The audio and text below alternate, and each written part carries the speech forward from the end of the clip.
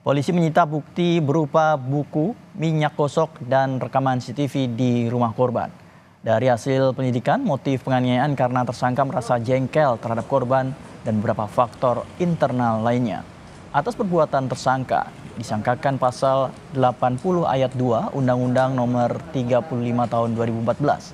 Perkara pidana kekerasan terhadap anak dengan ancaman selama 5 tahun penjara dan denda sebesar 100 juta rupiah.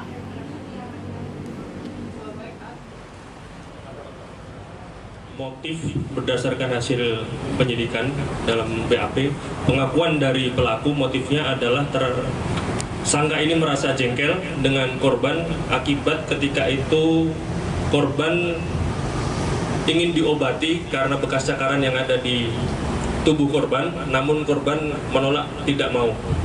Selain itu juga pengakuan dari tersangka ada beberapa faktor pendorong personal pengakuan tersangka pada saat itu ada salah satu anggota keluarga dari tersangka yang sedang sakit. Namun itu tidak bisa dijadikan alasan pembenar apapun untuk melakukan kekerasan terhadap anak. Kedua orang tua korban kekerasan terhadap anak berharap tersangka diberikan hukuman yang seberat-beratnya. Perlakuan tersangka kepada korban tidak bisa dimaafkan karena tersangka sempat berbohong menyatakan korban terluka karena terjatuh. Dan saya sangat berharap pelaku dijerat hukum sebesar-besarnya. Karena kalau awak media melihat CCTV, itu anak saya disiksa 1 jam lebih tanpa ada ampun. Disiksa itu dalam artian anak saya lari ke sana ke sini dikejar sampai mampus.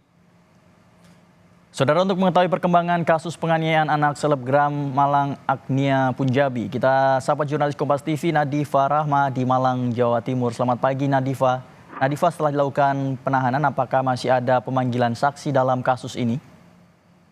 Ya, selamat pagi Fajri dan saudara. Kasus penganiayaan seorang balita umur 3,5 tahun yang juga anak dari selebgram Agnia Punjabi ini, memang saat ini pelaku sudah ditetapkan sebagai tersangka penganiayaan seperti itu. Karena memang pelaku yang sebelumnya juga pengasuh dari korban ini melakukan penganiayaan hingga korban memiliki luka lebam di wajah seperti itu. Dan akhirnya kedua orang tuanya pun melaporkan hal tersebut ke Polresta Malang Kota. Dan setelah dilakukan dilakukan juga pemeriksaan terhadap saksi dan juga bukti-bukti. Di sini ada saksi yang diperiksa, ada 4 saksi, yaitu kedua orang tua dari korban, lalu juga ada dua pengasuh lainnya seperti itu. Dan setelah diperiksa saksi-saksi tersebut dan juga memeriksa CCTV yang dilaporkan, akan ada kecocokan antara visual dari CCTV dengan barang bukti yang diberikan. Di sini ada barang bukti seperti boneka, buku, spray, dan bantal. Ternyata ada kesesuaian antara visual dari CCTV dengan barang bukti tersebut, sehingga pelaku di sini akhirnya ditetapkan sebagai tersangka kasus penganiayaan balita 3,5 tahun anak dari selebgram Agnia Punjabi tersebut.